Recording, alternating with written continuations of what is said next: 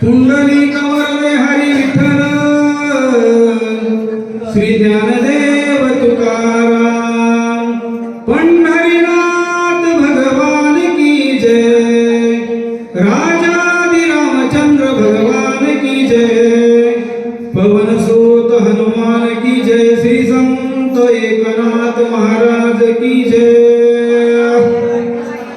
श्री गणेशाय नमः श्री सरस्वते नमः श्री सद्गुरु रामचंद्राय नमः तळी अंधार पडे गडदा वरी प्रकाश आगाध हेम छायाती शुद्ध कुंडलेन बहुजळे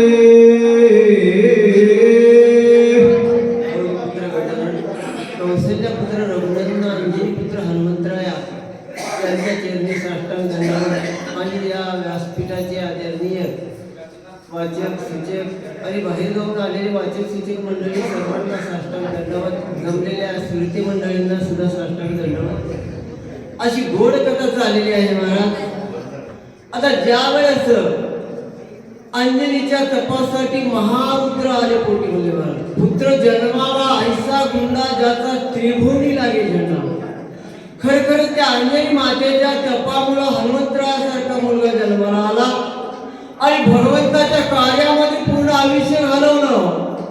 त्यात हनुमंतरायाने एकदाच एकाने ते गांधर उपराव महाराज असं पर्वत पडलं आपल्या हातावर घेतलेलं आहे आणि हा पर्वत घेऊन हनुमंतराया त्या ठिकाणी जाऊ लागले.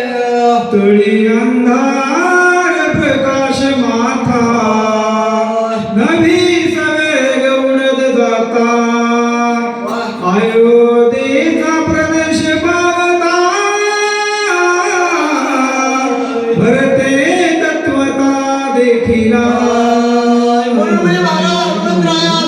पर्वताला उपडलेले आहेत हातावर घेतलं आणि हा भव्य दिव्य असणारा पर्वत हातावर घेऊन जात असताना म्हणजे अविद्येचा प्रदेश असणारा लागले गेलं आणि भरत महाराज असणारे राजऋषी भरत अविद्येच्या ठिकाणी नंदीग्रामाच्या ठिकाणी आहे. भरतानी म्हणजे हे वरदर्शी पाहिलं वर लक्ष प्रकाश पडलेले आहे औषधीचा दिवे मेले आहेत महाराज आणि खाली अंधकार पडलेला. हे सगळं दर्शन ज्या वेळेला भरतानी पाहिलं भरताच्या मनामध्ये अनेक प्रकारचा विचार येऊ लागला. अति विस्मित झाला मनी निबिड दाटली असता रजनी काय जात आहे गगनी लक्षिताची लक्षणा. संत आयुष्य जाण्याचे देही उदास म्हणले महाराज गेले आशा पास विसरून. कारण संतांचं कार्य आहे बुडते जण देखवणा डोळावले म्हणून कळवा येत असे. ज्यावेळेस राजा भरताने वर पाहिलं आकाशामधून काहीतरी चाललेले आहे वेगळं दर्शन दिसायला लागलं आणि हे वेगळं दर्शन पाहिल्यावर भरताच्या मनामध्ये अनेक प्रकारचा विचार आला महाराज. भरताला राग यायला लागला आणि भरत काय बोलतात इंद्र बैसला विमानी सगळे अप्सरा घेऊन क्रीडा करीत आहे गगनी नाचमानी हसेना.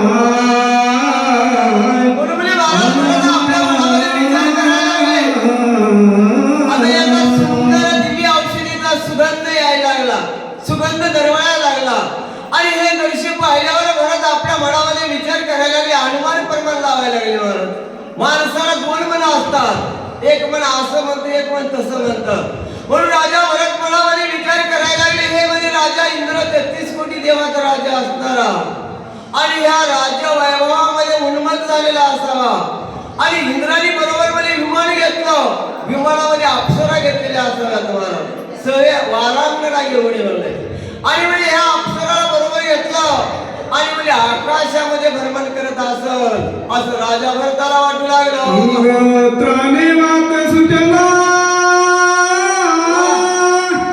तेने औषधी नाद उठिला ध्वनी विचित्र उमटला तो ऐकिला भरताने.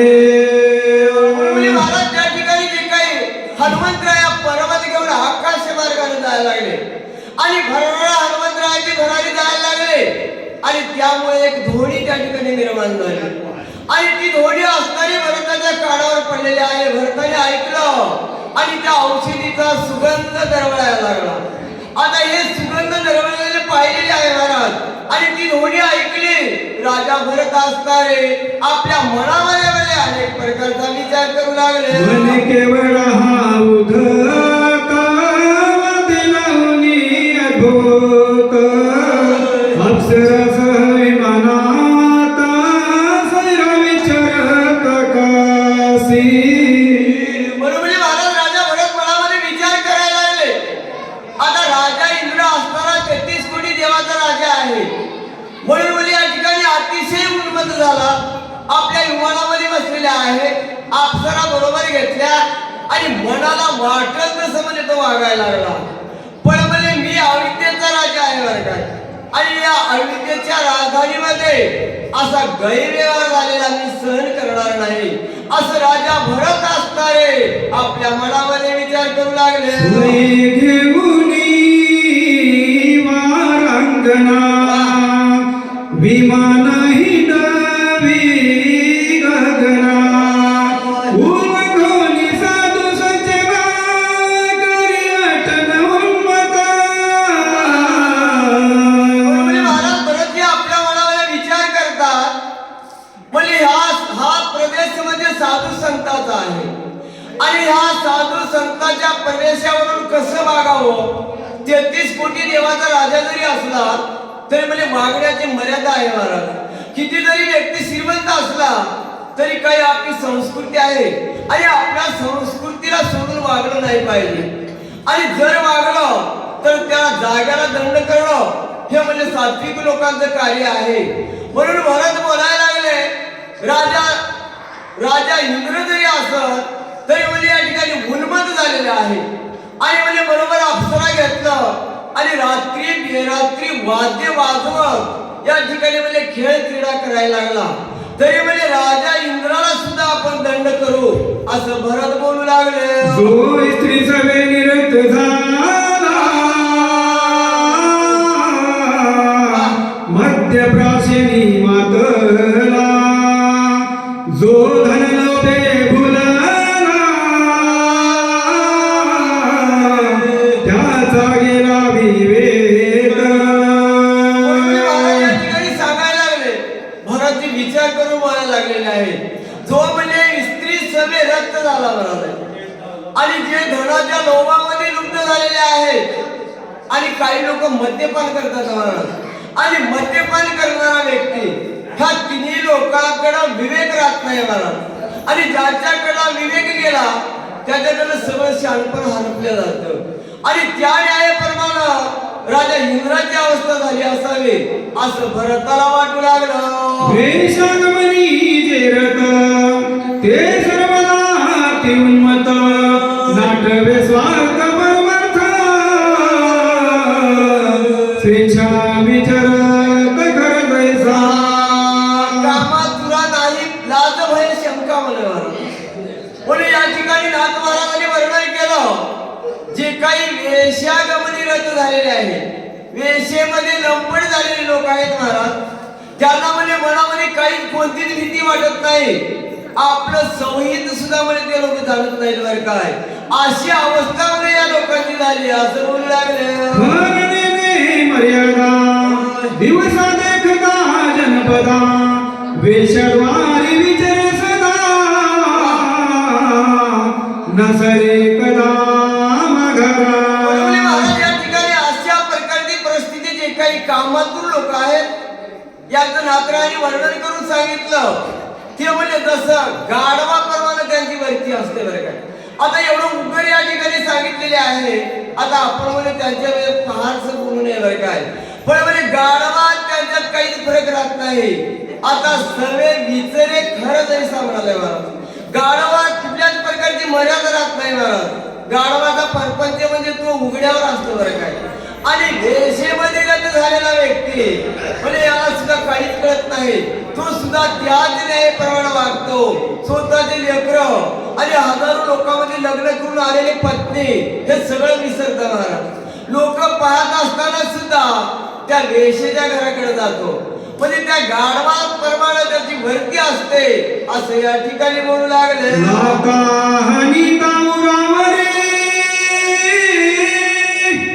प्रीती धावे समुख पदाभिघात मुखावरी आवडी करी घेलित. महाराज नाथ महाराजांनी गाढवाची उपमा द्यायला लागले. आता गाढव एखाद्या जर महाराज त्या गाढवाच्या पाठीमागे लागलं, लाता उरावर जरी लागल्या महाराज तरी ते गाढव पाठीमागे परत नाही. आणि हे दोन पायाच्या गाढवाला बोलत आहेत महाराज, त्याची सुद्धा अवस्था तीच आहे असं या ठिकाणी बोलू लागले. कैसा पुरुष कामाचारी सुखची मानी निरंतरी पाऊल जाऊन दिपुरी हृदयावरी झेलित. त्या गाढवाप्रमाणे कामातूर असणाऱ्या व्यक्तीची अवस्था आहे महाराज. आता एकदा जर त्या वेशेच्या नादामध्ये लुप्त झालेला व्यक्ती असेल ना, घर जरी बर्बाद झालं, आयुष्य बर्बाद होऊ द्या, सगळं धन संपलं, स्त्री आपली लेकरे त्याला आठवत नाहीत महाराज.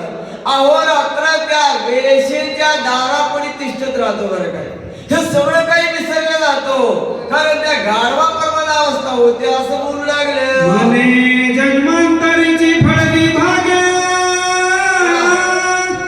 हिचे पाद कमळ नदी लागे दैवी दंडिलिया भागे प्रथा वैराग्य कष्टती. व्यर्थ वैराग्य कष्ट ते म्हणाले महाराज. आता त्या ठिकाणी त्याला असं वाटतं म्हणतात की म्हणजे मी फार पुण्यवान आहे म्हणून म्हणजे हे पाय असताना माझ्या हृदयावर लागायला लागले. आता त्या बाईने जरी त्या ठिकाणी त्याला मारलं महाराज तरी त्याला आनंद आहे बरं काय. आणि हे लोक असताना सगळे व्यर्थमध्ये वैराग्य धारण करतात. अनेक प्रकारचं तप जप क्रिया करणं हे सगळे वेडे आहेत असा त्याचा भास होतो असं त्या ठिकाणी बोलू लागले. स्त्री कामाची ऐशी रीती ऐक मध्यप्याची स्थिती वेचून पदार संपत्ती स्वयंभूती जगनिंदे. सोय होती जगनिंदे म्हणाला महाराज. आता ही अवस्था स्त्री लंपट लोकांची झाली. पण जे काही मद्यपान करणारे लोक आहेत महाराज, दारू पिणाऱ्या लोकांचं सांगायला लागले.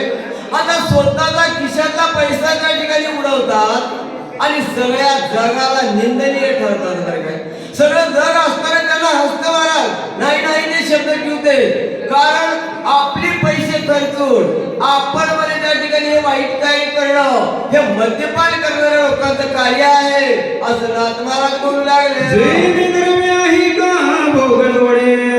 सकाम कर्मे स्वर्गा तोडे निष्कामे तरी डोळ्या पुढे तिष्ठे रोकडे मोक्ष सुख. महाराज अशा प्रकारचे हेच पैसे असणारे द्रव्य असणार दारू पिण्यामध्ये घालवतात. आता एकतर पैसाही गेला, शरीर सुद्धा त्या ठिकाणी गेलं महाराज. पण म्हणजे तेच पैसा जर परमार्थाला लावलं तर मोक्ष सुखाची प्राप्ती होते. बरं काय पण म्हणजे हे करत नाही, कारण या लोकांनी आपलं आयुष्य हा मद्यपानामध्ये घालवलं, दारू पिण्यामध्ये घालवलं, सगळं आयुष्याचं वाटोळ केले करणारे लोक असे असतात बोलू लागले.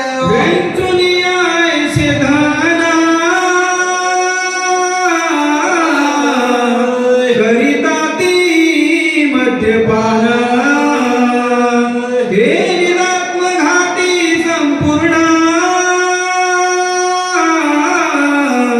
नरक सेवना कल्प. महाराज स्वतःची संपत्ती असणारी धन असणार सगळं म्हणजे त्या ठिकाणी खर्च करतात. बरं काय आणि त्याच पैशाने दारू घेऊन पितात आणि शेवटी असणारे हे लोक नरकाला जातात महाराज. कारण यांचं शरीर सुद्धा त्या ठिकाणी सुदृढ राहत नाही आणि शेवटी नरकाला जावं लागतं स्वतःचा पैसा खर्च करून. अशी गत असताना या मद्यपान करणाऱ्या लोकांची आहे असं त्या ठिकाणी बोलू लागले. लोभीचे लुप्त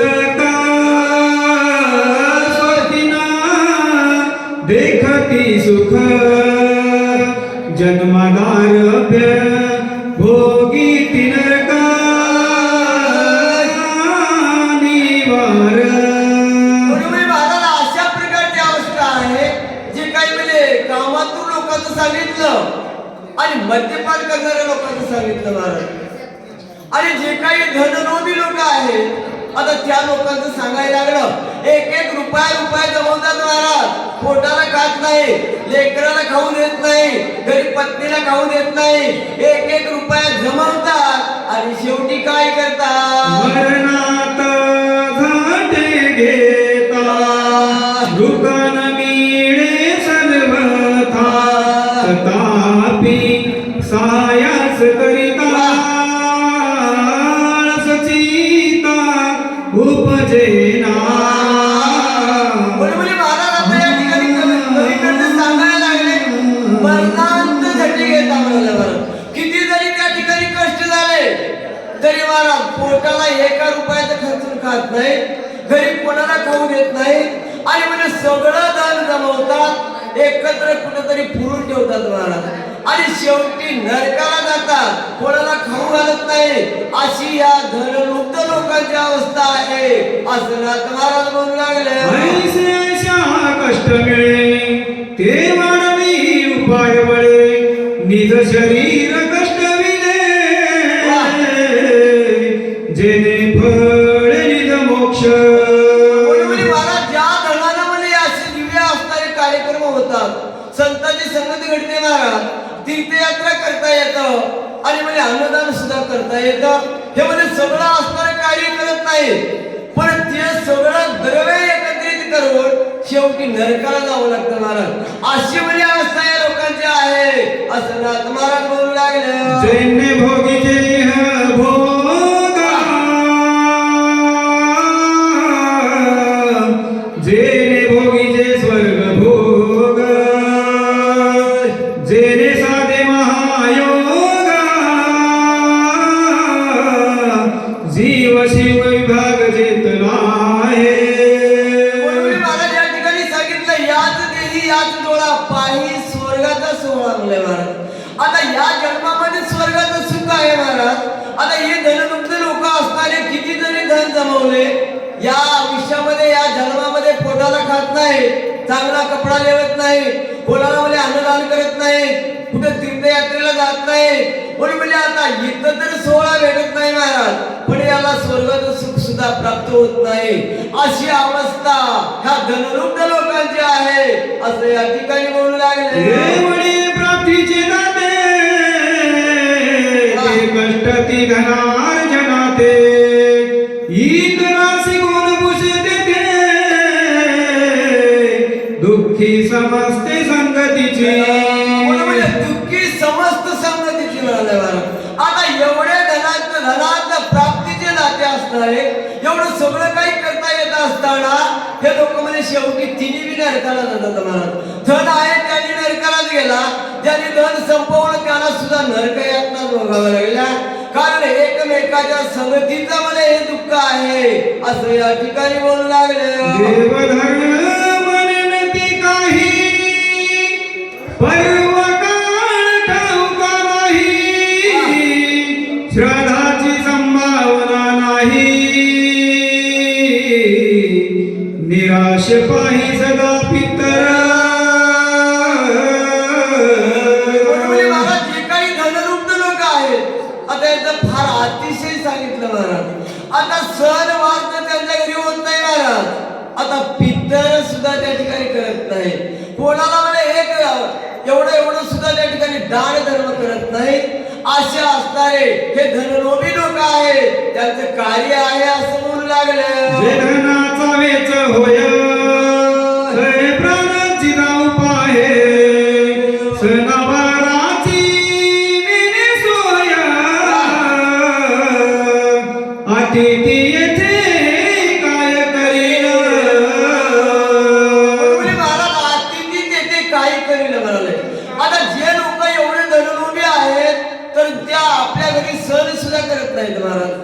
आता तिथे एखाद्या अतिथी जरी गेला तर त्या अतिथीची काय फिराद आहे महाराज, किंवा त्या अतिथीला रुपये मिळेल काय तर मिळणार नाही बरं काय, अशा प्रकारचे लोक असणारे असतात असं वर्णन करू लागले. कष्टी जोडीली संपत्ती वाह. ते ठेवी त्याती निगुती तोंडी दगड माती घाली ती आपण मरती धुळी खाक. आता हे धनलोभी लोक असणारे कसे असतात महाराज तुम्हाला थोडक्यामध्ये सांगतो.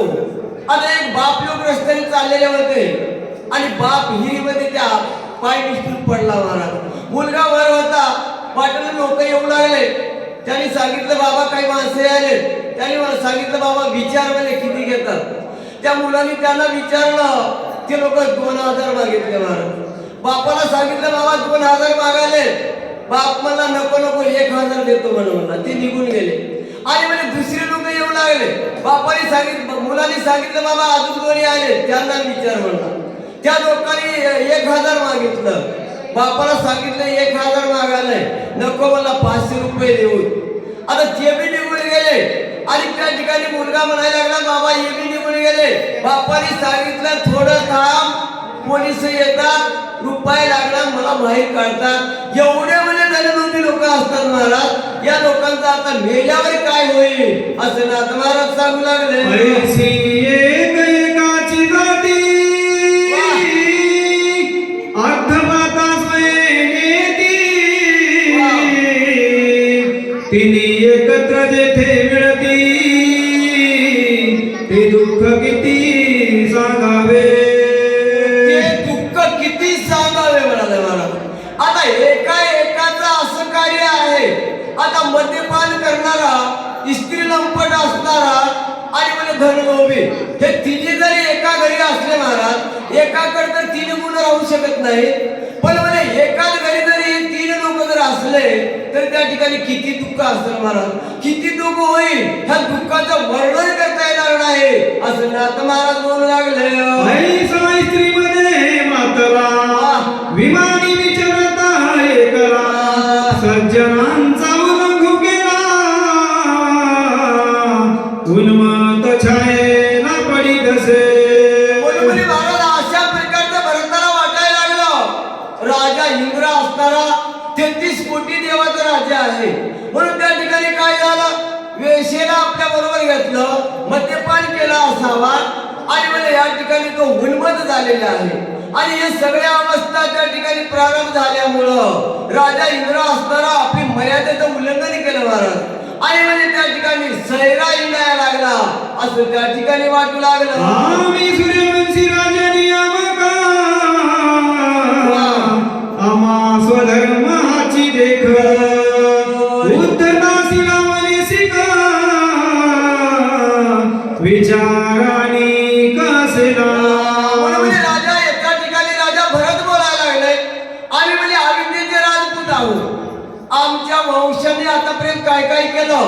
आता हे कार्य म्हणजे आमचं काय आहे तर जे काही लोक उन्मत्त झाले त्या लोकांना दंड लावणं, दंड करणं, त्यांना शिक्षा देणं हे आमचं कार्य आहे बरं काय. म्हणून म्हणजे राजा इंद्र जरी असला तरी त्याला दंड दिल्याशिवाय राहणार नाही असं असताना राजा भरत बोलू लागले. मनोनी राम नामा कीर्तवाना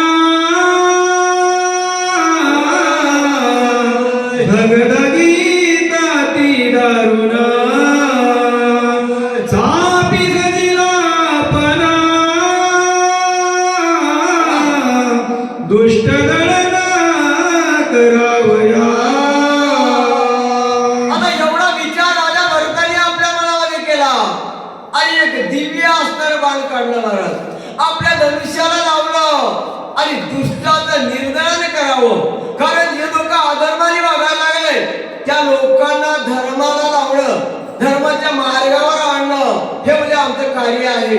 आणि हे आमचं कर्तव्य आपण केलंच पाहिजे असा विचार केला आणि भरत असणारे आपल्या धनुष्याला बाण लावू लागले. करुणी राम नाम स्मरण धनुष्य उडी काढून बाणाशी आज्ञा करून दुष्ट दळन करावे.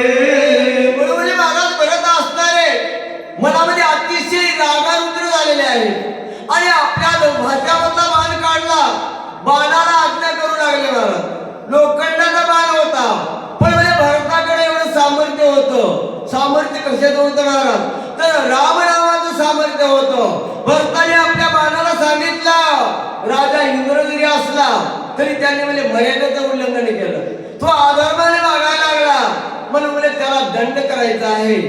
अशी बाणाला आज्ञा केली आणि धनुष्याला लावू लागले. बाण श्रीराम गीता हनुमान श्रीराम भक्त जीवा परिसात्यंताप्त राम स्मरत सर्वदा. या ठिकाणी फिरत असताना रामाचा भाऊ बी आहे आणि रामाचा भक्त बी आहे महाराज. भरताने बाण काढला, धनुष्याला लावलं आणि या दुष्टाचं निर्दलन करण्यासाठी सोडलेले आहे. बाणाला सांगितलं, पण समोर येणारा व्यक्ती कोण होता महाराज? हनुमंतराय आहे, ज्याने अहोरात्र भगवंताच्या चिंतनामध्ये आयुष्य घालवलं. आता जीवापेक्षाही म्हणजे देवावर प्रेम करणारा म्हणजे हा हनुमंतराय आहे बरं काय. आता जीवापेक्षा म्हणजे जीव माणसाला किती आवडतो महाराज? एका ठिकाणी शास्त्र सांगितलं, वीत पुत्र पत्नी धन इंद्रिय आणि त्याच्यानंतर जीव आवडतो महाराज. आता त्या न्यायाप्रमाणे त्यापेक्षाही म्हणजे भगवंत आवडणारा म्हणजे हा हनुमंतराय होता. आणि तो हनुमंतराय आकाश मार्गाने यायला लागले. भरताने बाण दिशेला लावला आणि हनुमंतरायाच्या दिशेने सोडू लागले. सुटोनी सिटीच्या कडकडाटी बाण बळीला ती संकटी कोणावरी करावी सर्वदृष्टी अभक्त दृष्टी दिसेना. भक्त दृष्टी दिशेला म्हणाले महाराज. आता ज्यावेळेस भरताने सांगितलं, धनुष्याला लावला आणि हा लोखंडाचा बाण सोडलेले आहे, पण बाण आणि समोर पाहिलं तर राम भक्त हनुमंतराय दिसले. बाण संकष्टामध्ये पडला. आपल्याकडे एक म्हण आहे महाराज, मागे वीर आणि समोर आळ. आता बाणाची अवस्था त्या न्यायाप्रमाणे झाले.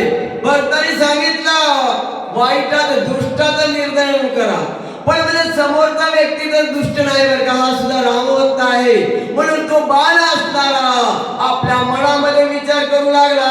परतो निजावे जरी येथून भरत दंडील संपूर्ण कपिसी करावे कंदन तरी यासी श्रीरामाचे.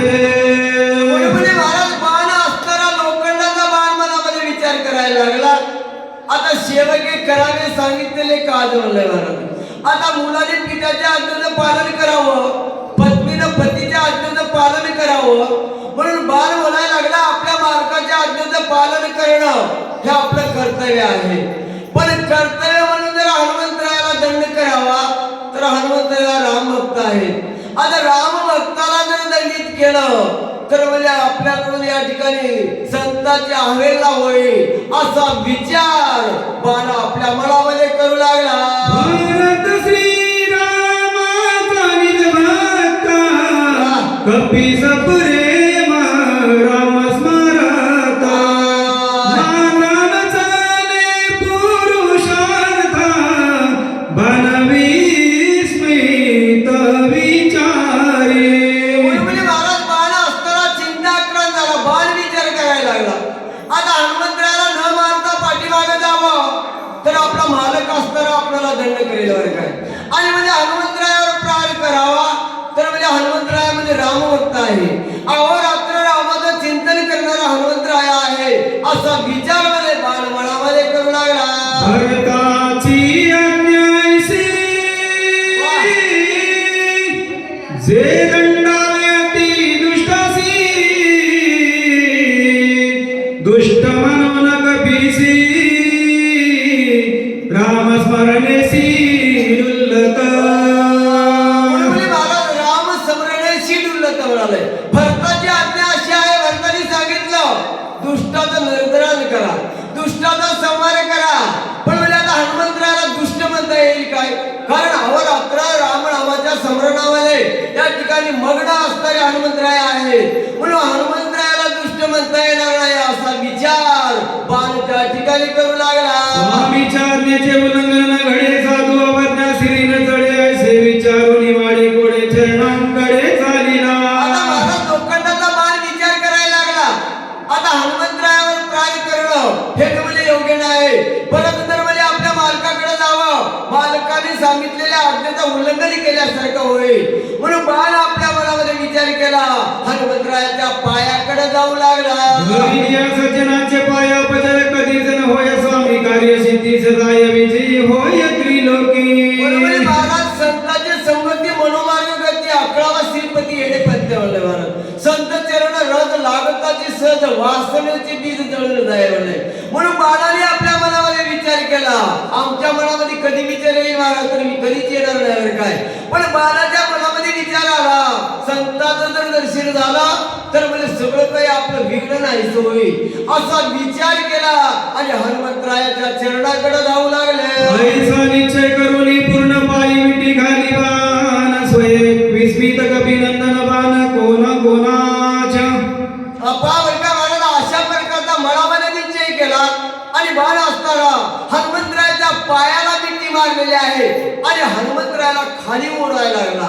आता हे दृश्य हनुमंतरायाने पाहिलं आणि काय विचार करता, ऐसे विचारता मनी बाणावलोकित नयनी, देखता श्रीराम नामांकित चिन्ही वायू नंदनाती विस्मय.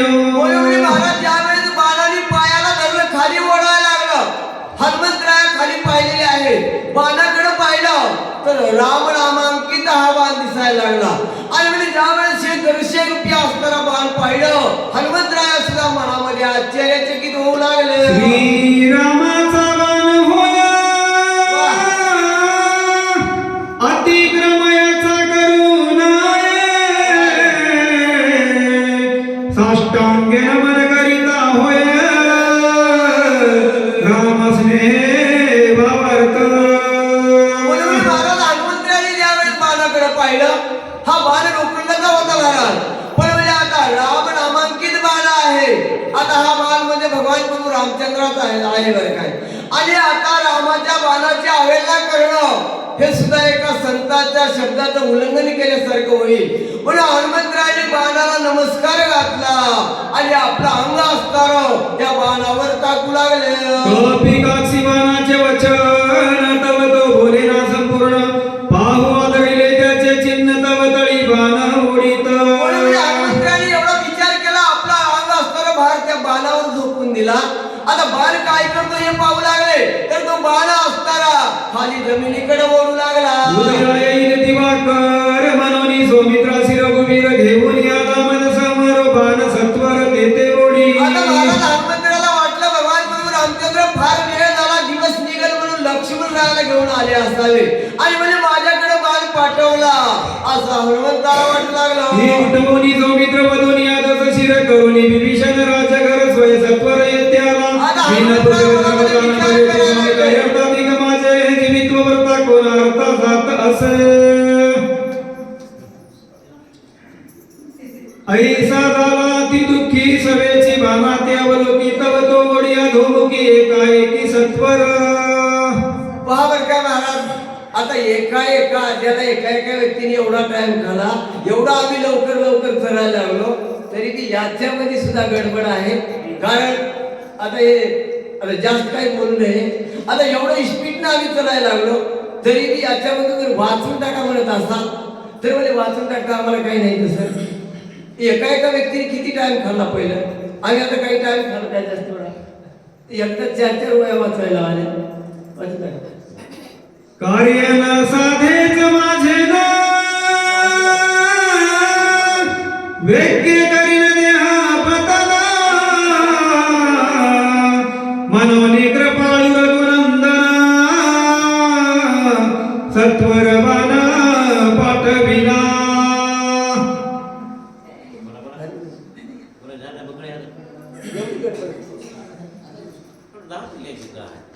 एवढे 2-2 वेळा सरपंच यावं. अजून टाका. एवढं स्पीडने चालले आम्ही.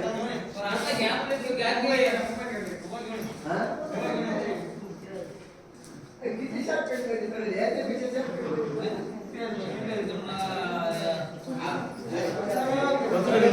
हा?